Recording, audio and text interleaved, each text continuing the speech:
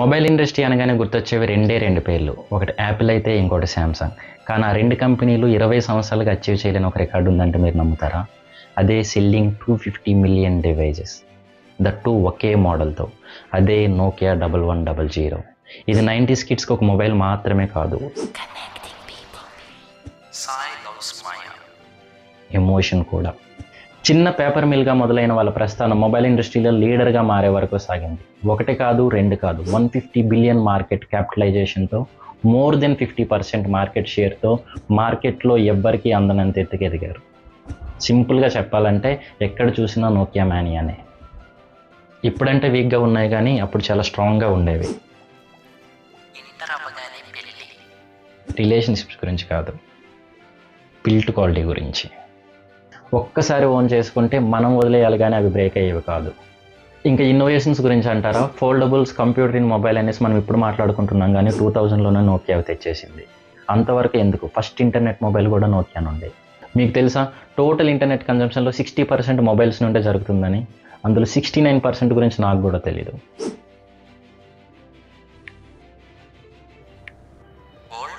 Last but not least, long lasting.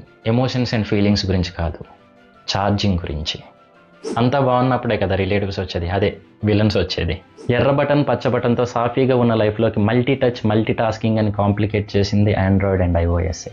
అప్పటిదాకా hardware డ్రివెన్గా ఉన్న mobiles అన్ని సాఫ్ట్వేర్ డ్రివెన్ మొబైల్స్గా మారిపోయాయి. మనిషికి కావాల్సినవి 2 important things, touch and feel. అదే user experience and touch screen quality. అప్పటిదాకా ఉన్న కీప్యాడ్ని, స్మాల్ స్క్రీన్ని తీసేసి కొత్త ప్రపంచాన్ని పరిచయం చేశారు. గూగుల్ యాప్స్ని ఇంటిగ్రేట్ చేసి ప్రపంచాన్ని అరచేతిలో పెట్టారు. బెస్ట్ కెమెరాస్, బెస్ట్ ఆప్టిమైజేషన్తో మొబైల్ ఫోన్ని కాస్త స్మార్ట్ ఫోన్గా మార్చేశారు. నోకియాకి ఇక్కడే కష్టాలు మొదలయ్యాయి. They had no other option. They started introducing Windows mobiles. ఎంత ట్రై చేసినా ఆండ్రాయిడ్, యాపిల్ ఇస్తున్న యూజర్ ఎక్స్పీరియన్స్ని కానీ యాప్ సపోర్ట్ని కానీ నోకియా ఇవ్వలేకపోయింది. యాప్ సపోర్ట్ అంటే గుర్తొచ్చింది. బై 2024 విండోస్ ఓఎస్లో 3 లక్షలకు పైగా యాప్స్ ఉండేవి. చాలా పెద్దగా అనిపిస్తుంది కదా నెంబర్.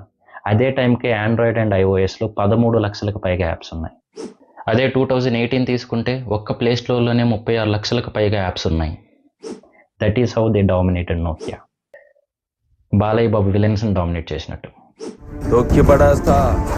వరల్డ్లోనే 5th ప్లేస్లో ఉన్న కంపెనీ కాస్త బాటంకి పడిపోయింది. 150 బిలియన్ కాస్త 7 బిలియన్ అయిపోయాయి. 1,00,000 మంది ఎంప్లాయీస్ ఉన్న కంపెనీ కూడా ఏం చేయలేక చేతులు ఎత్తేసింది.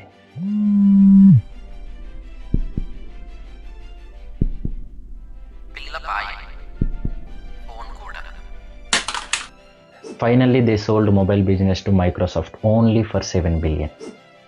అందుకే అంటారు మారుతున్న కాలంతో పాటు మనం కూడా మారాలని, లేదంటే అదే కాలంలో కనుమరుగైపోతాం. అది క్లాస్ రూమ్ అయినా, కార్పొరేట్ వరల్డ్ అయినా. నోకియా కోల్పోయిన మొబైల్ బిజినెస్ని మాత్రమే, వాళ్ళ ఐడియాస్ని, స్పిరిట్ని కాదు. ఓడిపోవడం అంటే గెలుపుని కోల్పోవడం కాదు, ప్రయత్నించకుండా ఆపేయడం. అందుకే నోకియా గివప్ చేయలేదు. కొత్త దారులు వెతికింది, మళ్ళీ తన ప్రయాణాన్ని మొదలుపెట్టింది. కనెక్టింగ్ పీపుల్ అంటే మొబైల్ ఒకటే కాదుగా. So they started network solutions and telecommunication infrastructure services. మీకు తెలుసా ఇండియాలో 5Gని ఎస్టాబ్లిష్ చేయడంలో నోకియాదే కీ రోల్ అని? జియో, ఎయిర్టెల్ లాంటి సెల్యులర్ ప్రొవైడర్స్కి 5G ఎక్విప్మెంట్ని సప్లై చేస్తూ ఆ స్పేస్లో మార్కెట్ లీడర్గా నిలిచింది. అంతవరకే ఎందుకు, ఇక్కడ ఎఫిషియెంట్గా పనిచేస్తున్న 4G టెక్నాలజీని స్పేస్లో కూడా ఎస్టాబ్లిష్ చేయాలని చూస్తున్నారు. అక్కడ టెంపరేచర్కి, అక్కడ వెదర్ కండిషన్కి విత్ స్టాండ్ అయ్యేలా లో పవర్ కాంపాక్ట్ 4G మైక్రోసెల్స్ని డెవలప్ చేశారు. డెవలప్ చేయడం మాత్రమే కాదు, వాటిని నాసాతో కలిసి మూన్ మీదకి పంపించడానికి ప్రయత్నిస్తున్నారు. ఇలా ఓటమి భయం లేకుండా నోకియా ముందుకు సాగుతుంది.